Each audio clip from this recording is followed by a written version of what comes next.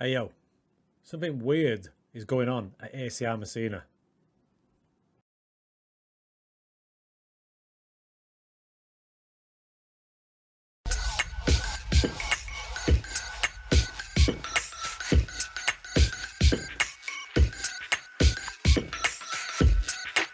Yes, indeed, folks. Strange things are going on at Messina right now. If you look above my head, played 7-1-7, top of Serie A.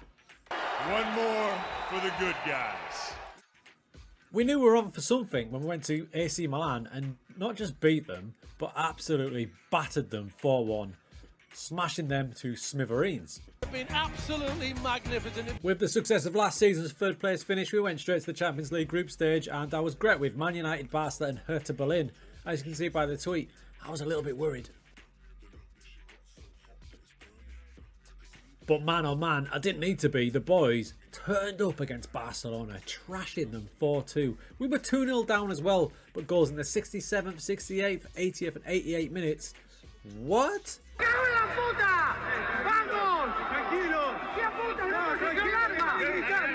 Now look, anyone who's been watching this save with me on Twitch will know this has been a hell of a ride. It took a long time to get here. We've had 3 seasons back in Serie A now. We have an 8th place, last season's 3rd place, and here we are, currently top of the league in the season of 2032, I think we are, 2032-33. Yeah, so our first season back in Serie A, we finished 8th, which is a pretty good finish really. We finished 8th, it was solid. Little drop off, but we finished 8th. And the season after that, so last season, we kicked ass. Inter won the league, but we weren't that far behind them, and we finished in 3rd place, which led us to this season, and we went moneyballing to get the squad up to standard. But every season I like to sign one Galactico. First it was Kieran Trippier.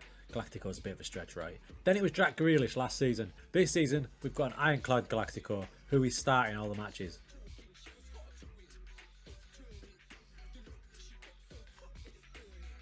Federico Di Marco. Now, he is probably my favourite player on this year's FM. He's been outstanding in all the tests I do, because if anyone watches any tactic I do, I always build it with Inter Milan, and Di Marco is always pivotal. So I've managed to snare him for Man United. He's 34 years old now, but his stats throughout have been fantastic in terms of assists and goals created, and his attributes have not fallen away too much. His physicals are slowly on the decline, but everything else is still absolutely elite. You can see what sort of career he's had. He went to Shakhtar for 28 million, which is a snip by the way. Then United paid 78 million for him. 3 seasons there, and we've got him for 1.9. And you can see his early days for this season. 5 appearances, 2 goals, an assist, and 2 man of the matches. This boy. So tactically we've really evolved. This is the new one we're using. We called it Messina 26. A little bit tongue-in-cheek because the amount of formations we've used throughout this journey. But this is the one we've set on. Now last season, to get us to this stage, we used this one, which was the original Messina 26, and this is the one that's got us 7 wins out of 7. It's super fluid. The inverted wing back causes absolute chaos. Now we've finally got a left back of standard to fill the gaps overlapping there. It's done the business.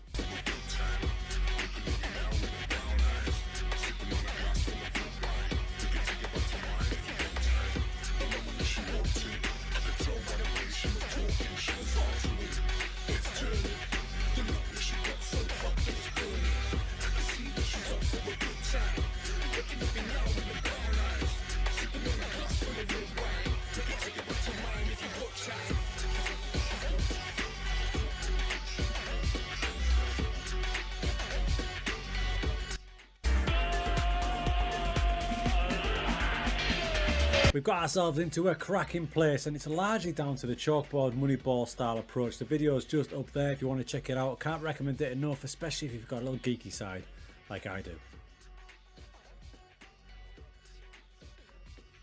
Now normally in this Messina save I don't spend any money. It's been pretty tight, but because we got to the Champions League, the board gave us some decent money, and we've gone and spent it this summer on 42 million. Now we talked about Di Marco being an absolute slip at 1.9 million. Now using the chalkboard approach, I was looking for a striker with shots on target percentage, and I found Jose Vidal from Southampton. Big money at 17 million for Messina, which is nothing to nearly every other club in Europe, but for us it's huge. He had the best shots on target percentage in the reserve league in England, so I swooped for him. Now to get him the ball and to get him the goals, we needed key passes. So João Veloso, who used to play for us, again using the chalkboard, looking at chances created and key passes He was up there. In fact, I think for Fulham last season in the Championship, mirroring real life there, 18 assists. You can see he was an absolute don in that area. So he comes in to help out that situation as well. Loads of other players in and around, decent value. A big standout, 1.9 million for this boy, was Cunha. I wanted guys with shots on target, but I wanted assist makers up front as well. You can see he's a complete forward. Thank you, Chalkboard, because he's came in with 7 assists, 4 goals from 5 starts. He's already worth quadruple what we paid him. He is going to be a worldie, and with 21 caps and 14 goals for Austria, Atalanta, what were you thinking? Now, this chalkboard approach has helped big time, not only in our position in the league table, but you can see the key areas we focused on, it's helped. Expected goals for, think key passes, shots on target, we're second behind the mighty Inter. Games without losing is 13, expected points, top of that. Here's a big 2 now, shots on target, we are top by a country mile, 68, way ahead of Juve, Inter and Lazio. And then chances created, so all them key passes, clear-cut chances created from those boys in the chalkboard, the midfielders, 39. We're way up there, way up there. It has done the business. Yes! Yes! Yes! Yes! Now look, I mentioned the tactic at the start, and it is not yet available for download because I literally have not tested it with any other team than this Messina one. So before I release it as a tactic, I need to test it to make sure it's legit for you guys. We'll have a look at it now though, so you can have a look in a bit more detail if you do want to give it a shot.